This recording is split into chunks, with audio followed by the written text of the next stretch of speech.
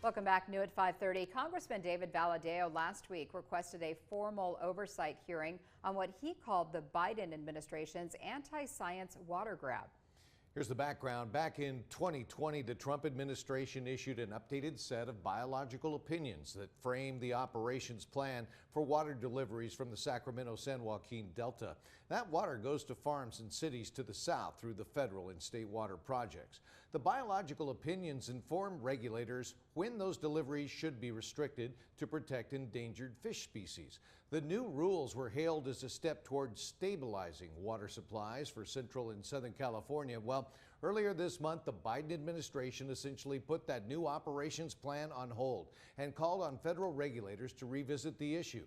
Valadao, along with California's other GOP lawmakers in Congress, sent a formal request to Democratic leaders of several key House committees that handle water issues, demanding that the Biden administration explain its actions. And they're still waiting for a response.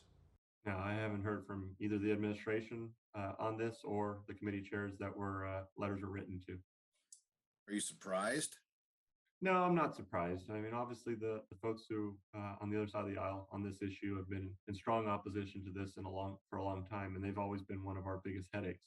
But I do believe this is a legitimate cause for them to do their job, which is provide oversight over the federal government and make sure that things are being done the right way.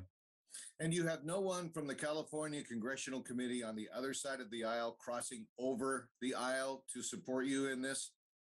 So there are a few that are being vocal on this. They're not signing on to some of the same letters that I am. Obviously, the letters that are coming from myself and a few of the others that are most dramatically affected by it, we're a little more aggressive on our language. But we really think that this is important.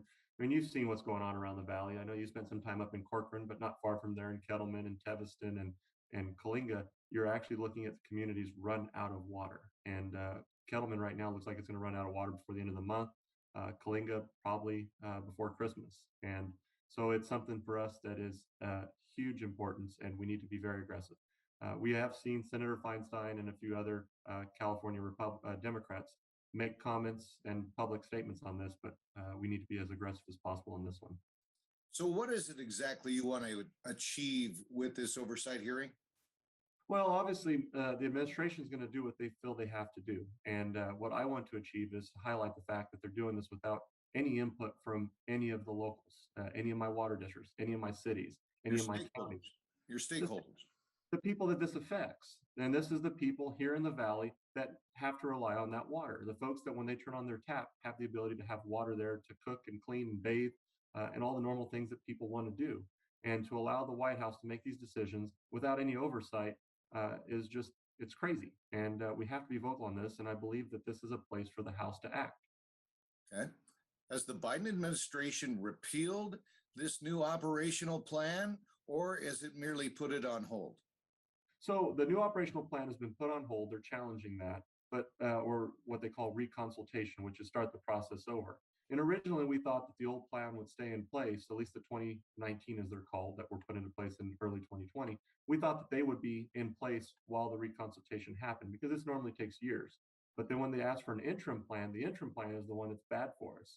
And that's the one that concerns us the most, because we actually trust the science of the existing plan that they're challenging started under the Obama years. And so it's good science. It's stuff that we should be standing by. But for them to say, no, not good enough, we want to reconsultate. Oh, and by the way, here's our idea on how this should operate without any local input is very frustrating. Boil it down for our viewers. What does this interim plan hold for water deliveries?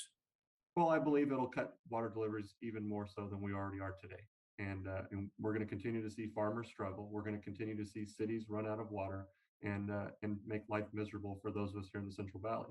And so this is why we're fighting for this one. The state never signed on, never acknowledged the new operational plan based on the new biological opinions that were codified by the Trump administration, right? Well, and they actually did the opposite of signing on. They actually sued to stop them. And they were active in their opposition to them. And sadly, some of our state reps were not very vocal on pushing back. And that to me is a huge problem. I think that when you're elected to represent an area, you need to do the best job you possibly can. And fighting for water is vital for us here in the Central Valley. So you want these high-ranking Democrats who chair these two committees to honor your request for this oversight hearing. That sounds like a long shot to me, given the polarized climate in Congress. Jim, that's a fair question. The polarization here in Washington is pretty bad, but this seems like a pretty reasonable. If they truly believe that the administration is doing what's right, why not ask them questions and allow the administration to answer those questions in a committee? It's a reasonable request, and I think it's something they should do, and let them defend these positions, because obviously doing this without the input of stakeholders does not look good. So apparently, they must believe there's a good reason for it, and I'd like to hear it. So you are waiting for a response, but probably not holding your breath, right? Not holding my breath, but continuing the fight. We're going to continue to add pressure and continue to put pressure on folks here, both in the House and on the White House. What do you think is going to happen to the president's infrastructure bill? So on the floor has been a lot of gossip. We're hearing that a few of the mod Democrats are being taken into the White House to twist arms on the Build Back Better plan that they're trying to pass. Obviously, it creates a lot of problems for folks, because the policies in there are not popular with the American people. Obviously, spending $2-3 trillion, whatever that number is, as of this very moment, scares a lot of folks. But as far as the bipartisan infrastructure package that passed out of the Senate, there are some positives in there, but that's being held hostage by the progressive wing of the Democrat caucus. It'd be interesting to see how the vote would happen if the big, huge plan that they're trying to pass completely died off and allow just the individual bipartisan one to come up for a vote. But as of right now, it's just frustrating to see, because we're just hoping for any little tidbit of gossip we can hear from the other side of the aisle. They're not talking to a lot of Republicans, if any at all. Will you vote for that infrastructure bill? I've kind of kept my options open on that one. There is some positive stuff in there, but for me, one of the big reasons to vote no is it does absolutely zero for us on cutting the red tape to building infrastructure. And Jim, as you well know, we've passed lots of bonds over the years. Dollars have sat out there, but we study infrastructure projects for decades upon decades and never get them built. And if we don't do something on cutting the red tape, just to say I passed a bond with or a bill with some money in it, doesn't actually do anything for my constituents. And I think we have to hold the line on that. How much money is California sitting on now in bond money that was passed for water projects? I mean, it's a tough question to answer directly, because there's some projects that are more for communities with clean water projects, and there's some others that are for infrastructure, but it's in the billions, and that's for sure. And That was around it's enough to 5 build billion just or one something like that. reservoir. That I'm was sorry. around 5 billion, but just that number pops out, but I'm not sure. Yeah, it's in the billions. We know that, but there's certain dollars for certain different categories of infrastructure type projects. Yep. But yeah, that's the exact point there, is we passed these with the hope of building projects like Temperance Flat that would have helped us all along the east side of the valley down into Kern County. And then, this doesn't qualify as good of for the California citizens. And so they just decide, well, this one's off the list. And then Yep. what happens to those dollars? It goes into an area that doesn't benefit us. And I think it's important that those of us who represent the area fight to make sure that whatever we pass actually benefits us in the Central Valley. Back to congressional issues. Senator Joe Manchin of West Virginia seems to be somewhat of a rebel within the ranks of his own party there in Congress. He's firmly opposed to the size of these two big spending bills that the president has put forth. What's your opinion of that man?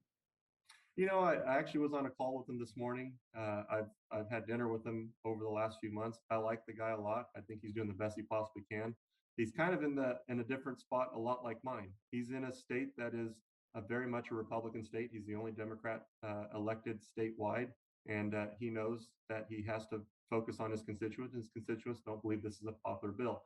Obviously, he's from a coal state, and so a lot of the climate change policies are not good for him and the employees and all the hard workers in his district. So he has to fight for them. And I think he believes he's doing the right thing. I believe he's doing the right thing for the American people. I mean, spending trillions upon trillions of dollars without any idea of exactly what's in that bill is just, it's crazy. I mean, they added another 500 pages to it overnight. And so we're up about 2,300 pages. People haven't really had time to read it, understand it. And it's not like reading a book. It's literally looking up codes of how this impacts one code versus another code. It takes time to really understand and to digest what's in this legislation. And for them to rush it through, I think Joe Manchin's doing the right thing, asking for simple things. We had a press conference this morning, making sure that we get it scored, make sure we get it to a point where we can understand it, before we actually have to vote on it. And Yeah. we don't want to relive the whole you have to vote for it before we know what's in it type thing that happened during the 2009 Affordable Care Act debacle. Yeah.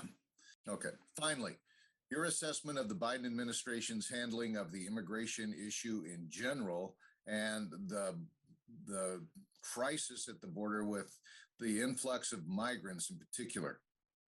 I think the administration has totally failed on this one. I mean, they've even reversed some of the policies that they started to implement themselves. I think they failed miserably, and I think it's actually hurt a lot of their priorities. And you know, Jim, I've talked about doing immigration reform and guest worker programs for years. Mm-hmm. With as bad as they've messed this up, the politics of being able to pass something that would actually solve some problems for the people of the valley are next to zero now because they've messed this up so bad. You can't allow it to get to this point. You have to secure the border. You have to pass laws that work and enforce those laws. And right now, they're not doing that. And as for Vice President Kamala Harris, who was appointed as White House point on immigration and the border crisis, what kind of grade do you give her? Oh, I'd say an F right now. I think she needs to do a lot more work on the border. It truly is a sad situation for this administration to allow it to get to the point where it's at today. I mean, it's a humanitarian crisis on the border. They're attracting more of this and they're encouraging more. And then when you hear rumors that they're now starting to deny the $450,000 for families separated at the border, and this is just a bad situation. And it's not what we need to be doing right now.